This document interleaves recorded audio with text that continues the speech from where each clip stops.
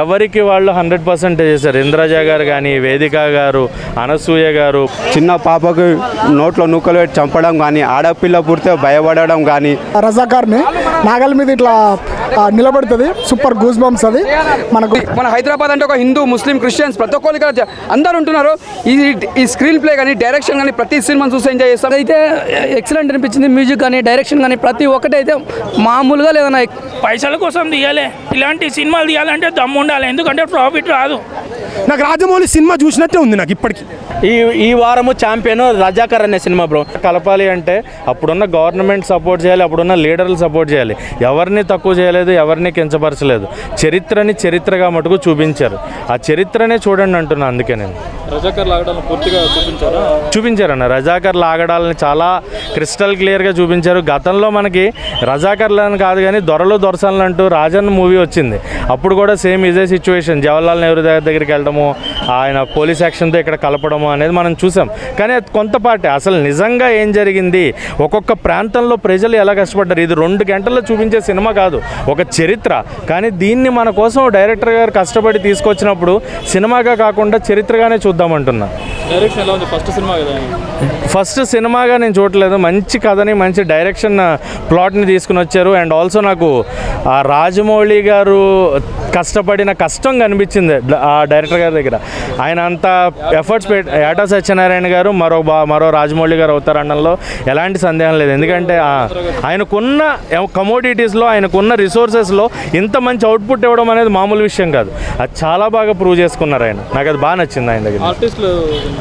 ఎవరికి వాళ్ళు 100% చేశారు. ఇంద్రజ గారు కానీ, వేదిక గారు, అనసూయ గారు, బాబీ సింహ గారు, ఎవ్వరు తక్కువ లేదన్న. ఎవరి క్యారెక్టర్ వాళ్ళు ఉన్న తక్కువ నిడివైనా కూడా ఇంపాక్ట్ ఉన్న రోల్స్ చేశారు. ఎవరికి వాళ్ళు వాళ్ళ రోల్స్కి 100% న్యాయం చేశారు. ఇంపాక్ట్ క్రియేట్ చేసుకున్నారు. ఎవరి రోల్ అనసూయ గారిది తక్కువ సేపే ఉంది. ఎవరి రోల్ అంటే మనకి ఇంద్రజ గారిది, వేదిక గారిది అంటే వాళ్ళకి కొంచెం ట్రావెల్ టైం ఎక్కువ ఉంటుంది. వాళ్ళ ప్రాంతాల మీద ఎక్కువ ఉన్నది కాబట్టి, మెయిన్గా బైరంపల్లి ఇలాంటి ప్రాంతాలు. సో వాళ్ళకి క్యారెక్టరైజేషన్స్ కొంచెం ఎక్కువ కనిపిస్తాయి. బట్ ఎవరిది కూడా అంటే మన క్యారెక్టర్స్ కనబడవు అక్కడ. వాళ్ళు పడిన కష్టము, ఆ రోజుల్లో వాళ్ళు ఆడవాళ్ళు ఎదురు తిరిగిన ఆ సిచ్యువేషన్స్ మన కళ్ళ కట్టినట్టు చూపించాలి. అక్కడ మన ఇంద్రజ గారిని చూడము, వేదిక గారిని చూడము, అనసూయ గారిని చూడము, బాబీ సింహ గారిని, అక్కడ మనకి ఆ క్యారెక్టర్స్ కనబడతాయి. అప్పుడు పడిన ఆ ప్రజల నుంచి వచ్చిన ఆవేదన కనబడుతుంది తప్ప మనం క్యారెక్టర్స్ చూడము. అంత మంచి సినిమాని తీసుకుని వచ్చారు.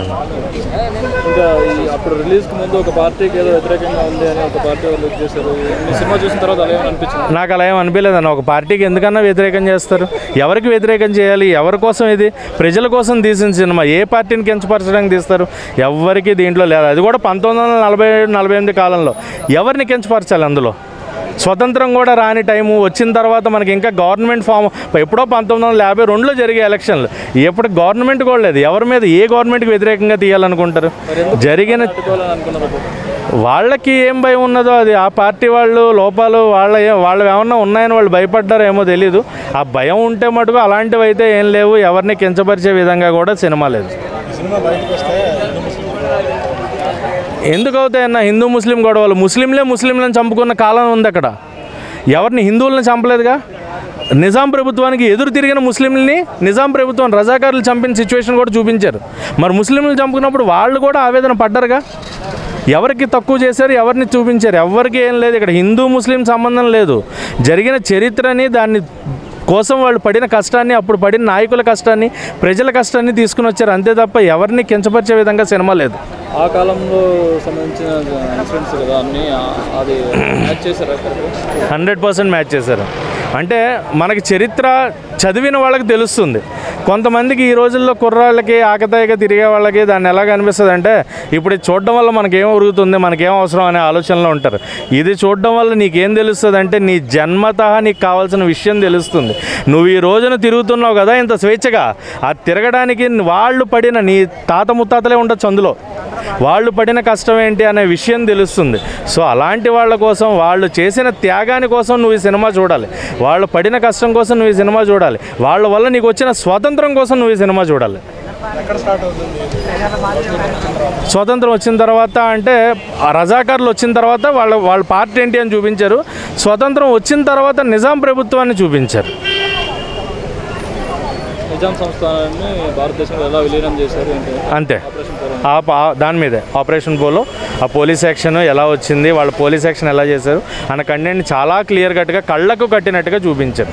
ఎక్కడా తక్కువ చేయలేదు, ఎవరిని కించపరచలేదు. మళ్ళీ చెప్తున్నా, ఇది సినిమా కాదు, చరిత్ర తెలుసుకోవడానికి ఈ కాలం యువత కూడా ఈ సినిమా చూడాల్సిన అవసరం ఉంది. రజాకార్ ఇది ఒక చరిత్ర అండి, ప్రతి ఒక్కరు చూడాల్సిన సినిమా ఇది. దీనిలో వాళ్ళ త్యాగాలు, వాళ్ళ పోరాటాలు ప్రతి ఒక్కరు చూపించిండ్రు. ఒక చిన్న బిడ్డ నుంచి ముసలి వరకు ప్రతి ఒక్కరు పోరాటం చేసిండ్రు. ఒక్కొక్క మానభంగాలు కానీ, చిన్న పాపకు నోట్లో నూకలు పెట్టి చంపడం కానీ, ఆడపిల్ల పుడితే భయపడడం కానీ, ఆడపిల్ల పెద్ద మనిషి పుడితే భయపడడం కానీ, ఒక ఊరు జెండా ఎత్తాలంటే భయం కానీ, ఒడ్లు పండించుకొని అమ్మాలంటే భయము, ప్రతి ఒక్క భయం సృష్టించిండ్రు. చాలా విధ్వంసకాండ చేసిండ్రు రజాకార్లు. దానిలో మనల్ని చాలా పోరాడి ప్రాణత్యాగాలు వదిలేసిండ్రు అన్న. సినిమా చూసే చాలా బాధ అనిపిస్తుంది. రియల్ దీనిలో అనసూయ యాక్టింగ్ కానీ, ప్రేమ గారి యాక్టింగ్ కానీ, ఇంకెవరు ఉన్నారని ప్రతి ఒక్క యాక్టింగ్, ఇంద్రాజా క్యారెక్టర్ కానీ, చాకలి ఐలమ్మ అన్ని హైలైట్ క్యారెక్టర్ రియాలిటీగా చేసిన అంతా. అది అట్మాస్ఫియర్ కానీ, కాస్ట్యూమ్స్ కానీ, ఏరియాలు చూపించడం కానీ, మనం ఎక్కడో సినిమా చూసినట్టు, చరిత్ర చూసినట్టు, పాతకాలం తీసుకుపోయినట్టు ఉంది అన్న. సినిమా అయితే జబర్దస్త్ ఉంది. రజాకార్ సినిమా చూసానండి, చాలా బాగుంది సినిమా. గూడూరు సత్యనారాయణ రెడ్డి నిజంగా దాంట్లో సినిమా చాలా గడితో తీశాడు, చాలా బాగుంది. ఇలాంటి సినిమా తీయాలంటే నిజంగా డేర్నెస్ ఉండాలి. బాగా తీశాడు. Yata Satyanarayana direction and Bheems music చాలా బాగుంది. ఎవ్రీ సీన్ మీకు గూస్ బంప్స్ ఇస్తుంది. అది 100కు 100%. There is no doubt about that. చాలా బాగుంది సినిమా. సాంగ్స్ కూడా చాలా బాగున్నాయి. Anasuya entry and Indraja madam entry and Prema madam కూడా ఎంట్రీ ఉంటుంది. నాగలి ఇట్లా ఒక ఫైట్లో ఒక రజాకార్ని నాగలి మీద ఇట్లా నిలబడుతుంది. Super goose bumps. అది మనకు బేసిక్గా hero of the film is Sardar Patel, iron man of India. ఇది 1947 స్టోరీయే. మనకు వచ్చేసి మార్చ్ 1947 ఆ టైంలో నుంచి మనకు టైటిల్ స్టార్ట్ అవుతాయి. బాగుంది సినిమా. సీజీ ఎఫెక్ట్లు కూడా చాలా ఉన్నాయి. బట్ అవి సీజీ ఎఫెక్ట్లన్నీ వాళ్ళు అక్కడ క్యాప్షన్ వేస్తారు, CGI, because computer generated images కదా. సో అవి వేస్తేనే నేను ఊరినాము ఇది కూడా CGI అని నేను అనుకున్నా. సో వాళ్ళు లేకపోతే నిజంగా అది మనం గుర్తుపట్టలేము. అంతా న్యాచురల్గా తీశాడు. డైరెక్టర్ మాత్రం అసలు hats off to the యాటా Satyanarayana. ఇక నిజమే అండి, అట్లా యాక్షన్ సన్నివేశాలు మాత్రం బాగున్నాయి. రాజమౌళిని గుర్తు చేస్తాడు అనుకోవచ్చు. ప్రతి ఎలివేషన్ అండ్ ప్రతి క్యారెక్టర్ ఇంట్రడక్షన్ సూపర్. ఏది కూడా మీకు అక్కడ యూజ్లెస్ క్యారెక్టర్ ఉండదు, ఏది కూడా టైంపాస్ క్యారెక్టర్ ఉండదు. ప్రతి సీన్ కూడా చాలా బాగుంటుంది. ప్రతి తెలంగాణ సిటిజన్, తెలంగాణనే కాదు ఎవ్రీ తెలుగు సిటిజన్ చూడాల్సిన సినిమా.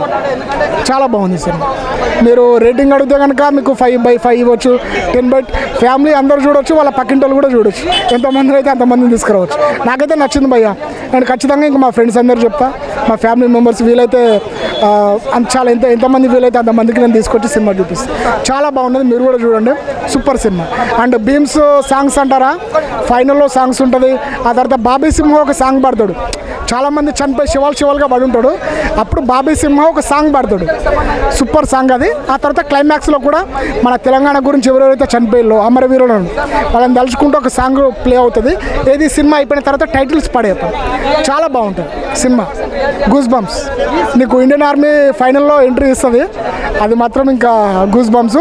అండ్ ఇంకో ఇంట్రెస్టింగ్ విషయం ఏంటి అంటే మనకు ఓల్డ్ కింగ్ కోటి, ఓల్డ్ కాచిగూడ అంటే ఆ టైంలో ఎట్లా ఉంది అవి నాంపల్లి చూపెట్టిల్లు, తిరుమలగిరి అండ్ హాకింపేట ఆ ఓల్డ్ ఆ టైంలో ఎట్లా ఉన్నాయో అప్పుడు ఇట్లా ఉన్నాయా అని చెప్పేసి నాకు భలే అనిపించింది. అవునా?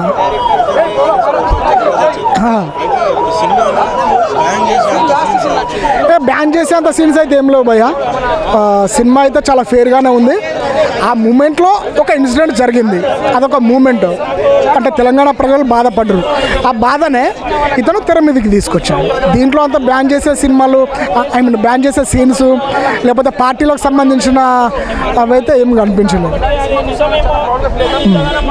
మత కల్లోలాలు అంటున్నారు, అట్లాంటిది కూడా ఏం లేదు.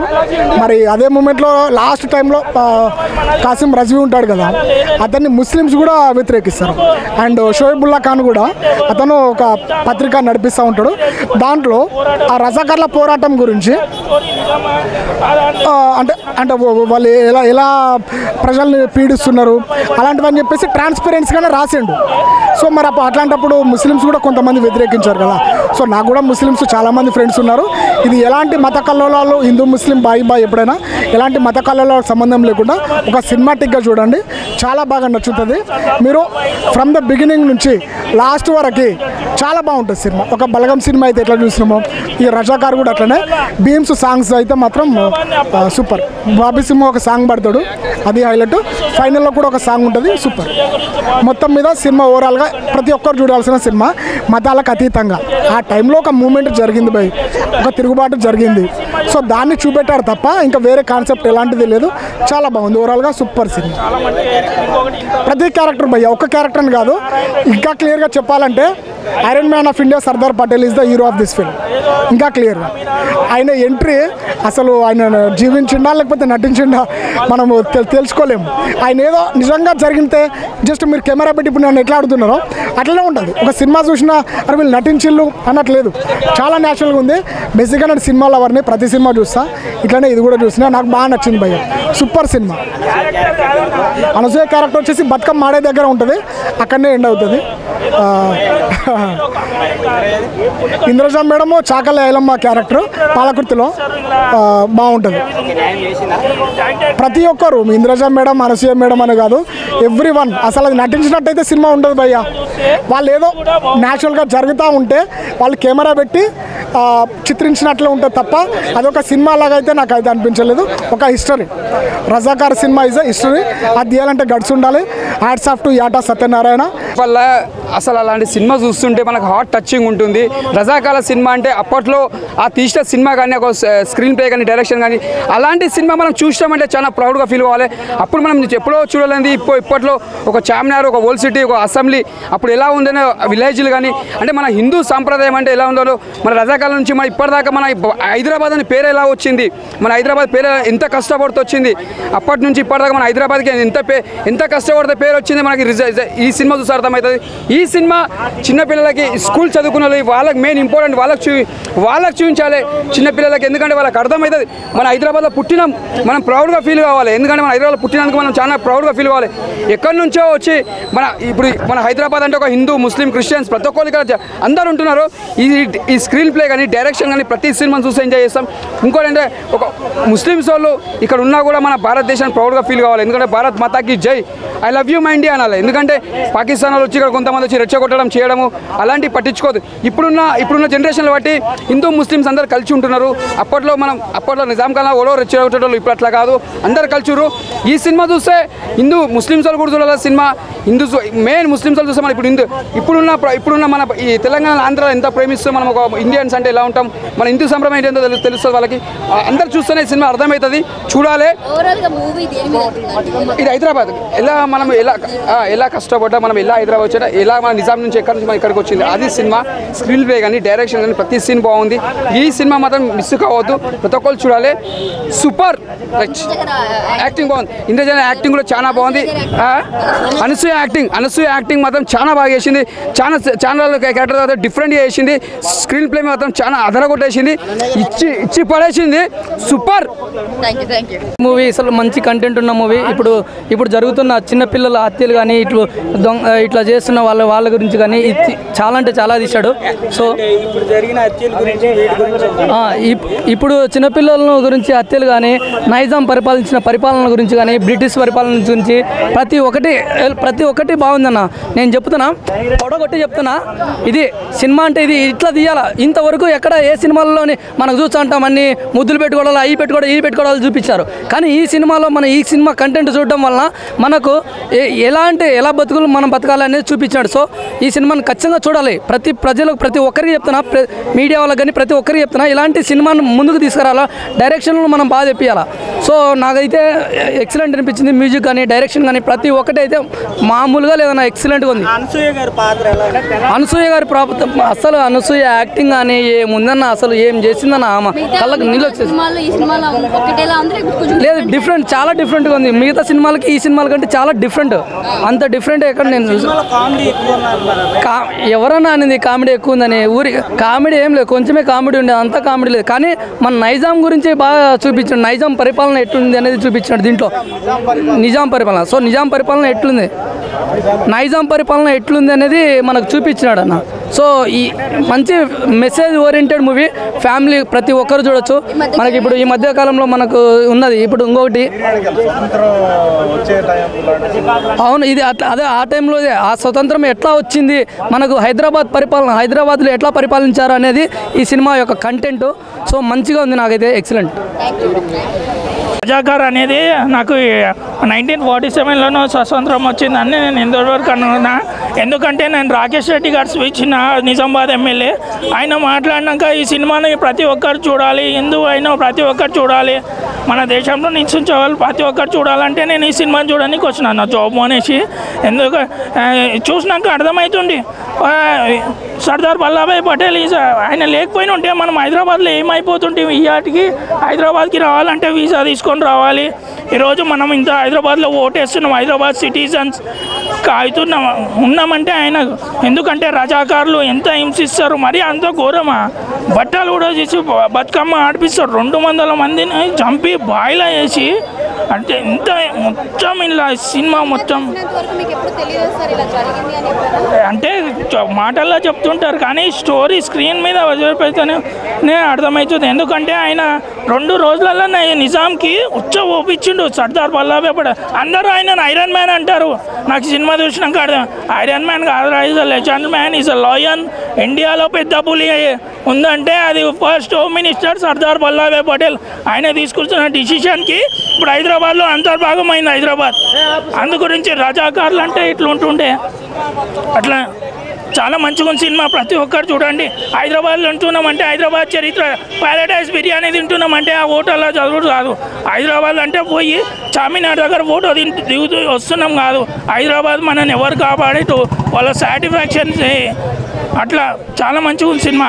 గూడా నారాయణ రెడ్డి కాళ్ళు కడిగి హైదరాబాద్ పీపుల్ అందరూ చాలా మీద చదువుకోండి, అప్పుడు తెలుస్తుంది మీకు. ఆయన పైసల కోసం తీయాలి, ఇలాంటి సినిమాలు తీయాలంటే దమ్ము ఉండాలి, ఎందుకంటే ప్రాఫిట్ రాదు. మనం ఏంది ఇప్పుడు మన హక్కుని పోరాడంలో తప్పు లేదు. అది మన ఇండియాలో ఉన్న వాళ్ళు మన కించపరిస్తే వాళ్ళ మనోభావాలు తీస్తాయేమో అని మనం తగ్గడంలో తప్పు లేదు.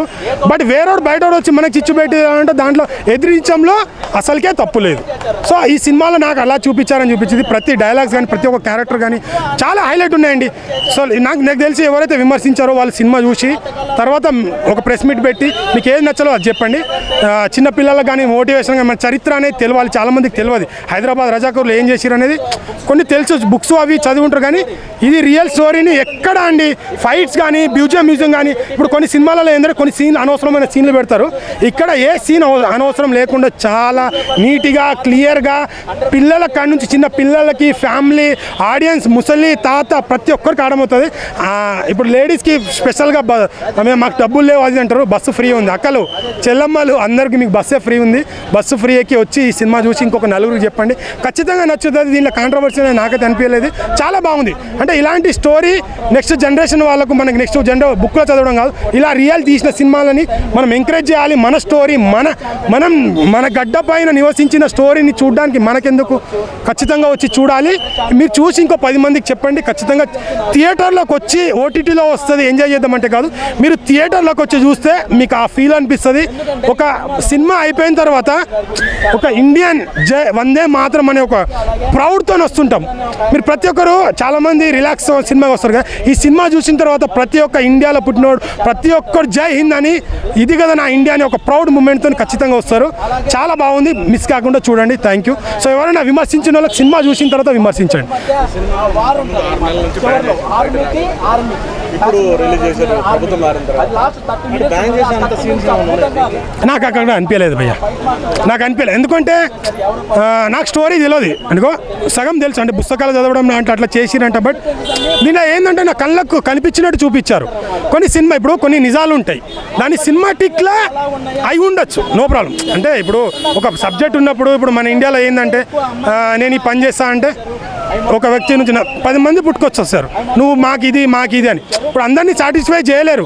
కొన్ని మంచి పని వెళ్తున్నప్పుడు కొందరికి బాధ అనిపించచ్చు, బట్ దాంట్లో కంటెంట్ ఉంటే ఆ విమర్శించినోడు కూడా ఇది వాస్తవం కదా అనే స్టోరీలో ఈ సినిమా ఉంది.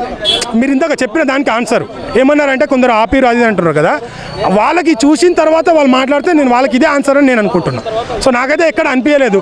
సో నాకంటే అంటే నేను పెద్ద అన్నీ తెలుసు అన్నాను, బట్ నాకు తెలియని కూడా కొన్ని ఉంటాయి.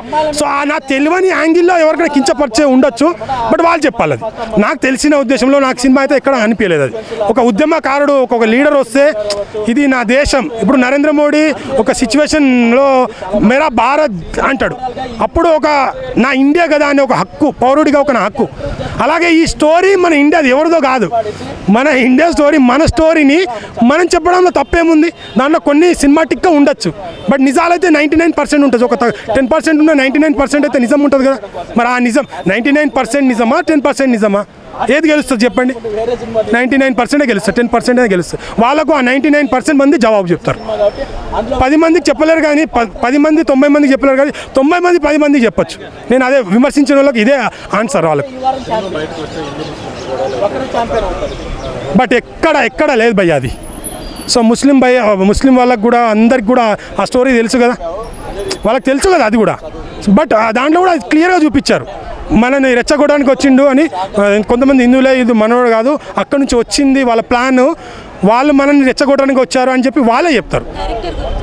డైరెక్టర్ మేడం ఎంత తక్కువ చెప్పినా నేను చెప్తున్నాను కదా, ఆయన గురించి ఎంత తక్కువ చెప్పినా తక్కువని నేను చెప్తున్నాను కదా. ఇప్పుడు నేను రాజమౌళి సార్ అంటే 666, KGF ఇలాంటి సినిమాలు, మన 666 తీసిండు కదా మన బాహుబలి సినిమా, మగధీర ఇలాంటివి తీసినప్పుడు మన రాజమౌళి గారు అని ఎక్స్పెక్టేషన్ పెట్టాను, ఆ ఎక్స్పెక్టేషన్ మించి ఇచ్చారు. ఇక్కడ నేను ఎక్స్పెక్టేషన్ చేసి రాలేను, నాకు రాజమౌళి సినిమా చూసినట్టే ఉంది నాకు ఇప్పటికీ. సో ఈయన కొత్త డైరెక్టర్, బడ్జెట్ ఇవ్వలేదు. రాజమౌళి ఎలాంటి ఎలివేషన్ పెడతాడు, ఎలాంటి షార్ట్స్ పెడతాడు, కొద్దిగా విజువల్గా బడ్జెట్ లేదు కాబట్టి సో బడ్జెట్ ఉన్న సినిమా లెక్కనే తీశారు. ఎక్కడ కాంప్రమైజ్ కాలేదు, ఎక్కడ వాళ్ళు నిజంగా చూపిద్దామని ఆ ధైర్యమే నేను నిజంగా చెప్తున్నా, వాళ్ళని కాపాడింది డైరెక్టరు, వాళ్ళ అనుకున్న విజను, ఆ స్టోరీ. నిజంగా ఇప్పుడు ఈయనకు రాజమౌళి అంత బడ్జెట్ ఇచ్చి కూడా నెక్స్ట్ ఏదైనా మన రియల్ స్టోరీని తీయమంటారు. అప్పుడు ఎందుకంటే ఈయన మీద నమ్మకం వచ్చింది, ఈయన ఎలా తీయడానికి హ్యాండిల్ వచ్చింది. ఫస్ట్ నమ్మకం లేదు కాబట్టి ఆ బడ్జెట్, కానీ నాకు ఎక్కడ సో బడ్జెట్ని బట్టి తీశారు. సో రాజమౌళి రేంజ్లో తీశారు, నేను కాన్ఫిడెంట్గా చెప్తున్నాను. ఎందుకంటే సినిమా చూసిన తర్వాత చెప్పింది వేరు, సినిమా చూడకముందు చెప్పి నేను సినిమా చూసే చెప్తున్నాను. రాజమౌళి గారు బడ్జెట్ ఇస్తే ఇంకో వండర్ చేయగలుగుతాడని నా కాన్ఫిడెంట్. సో కంగ్రాచులేషన్స్ ఆ డైరెక్టర్ గారికి, కంగ్రాచులేషన్. ఫస్ట్ ఆఫ్ ఆల్ ఈ సినిమాకి హీరో మీరు. Thank you so much. ఇంత సినిమాని ఇంత విజువల్ వండర్గా, ఇంత ఎమోషన్గా, ఇంకా మోటివేషన్ డైలాగ్తో చూపించినందుకు thank you so much. Boy. ఏంటంటే రజాకార్, ఇంకోటి తంత్ర అనే సినిమా రిలీజ్ అయింది. 3 షరతులు వర్తిస్తాయి. నా వరకు అయితే నా పర్సనల్ ఒపీనియన్ ఏంటంటే ఈ వారము ఛాంపియన్ రజాకార్ అనే సినిమా బ్రో.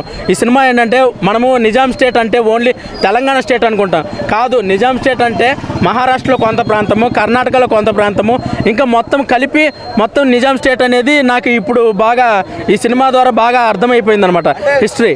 అంటే ఇండియాకి స్వాతంత్రం వచ్చిన తర్వాత హైదరాబాద్కి స్వాతంత్రం వచ్చిన లేదు ఏంటంటే అందరూ అంతకుముందు అలా అనుకునేవాళ్ళు. ఇండియాకు స్వాతంత్రం రాగానే నిజాం స్టేట్కి దాన్ని ఏమంటారు హైదరాబాద్ తెలంగాణ స్టేట్కి రాలేదు.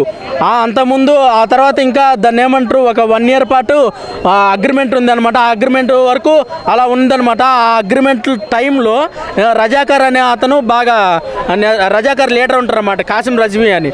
అతను చాలా అరాచకాలు చేశారనమాట. ఏంటి మహిళలు హిందువుల మీద దాడులు చేయడము, అలాగే హిందూ మతాన్ని అనగదొక్కాలని చూడడము, అలాగే మహిళల మీద రేపులు చేయడము, ఆ సైనికులు వాళ్ళందరూ మానభంగాలు అవి చేయడము, అవి మొత్తం చూపించారనమాట. ఫస్ట్ హాఫ్ మొత్తం అలా ఉండిద్ది.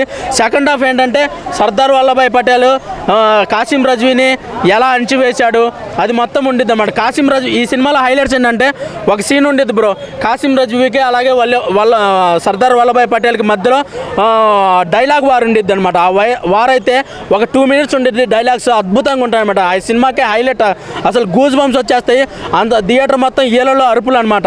అలాగే లాస్ట్ 30 minutes ఇండియన్ ఆర్మీకి అలాగే కాసిం రజ్వీ అదే ఆపరేషన్ పోలో అని అంటారంట దాన్ని, అది లాస్ట్ 30 minutes ఆ ఫైట్ సీక్వెన్స్ అయితే ఫైట్ మాస్టర్ చాలా బాగా కంపోజ్ చేశారు. ఎందుకంటే డైరెక్టర్ ఫైట్లు కంపోజ్ చేయరు, అంటే ఫైట్ మాస్టర్ కంపోజ్ చేస్తారన్నమాట. ఓవరాల్గా సినిమాని చాలా బాగా డైరెక్ట్ చేశారు. ఈయన నిజంగా ఏంటండి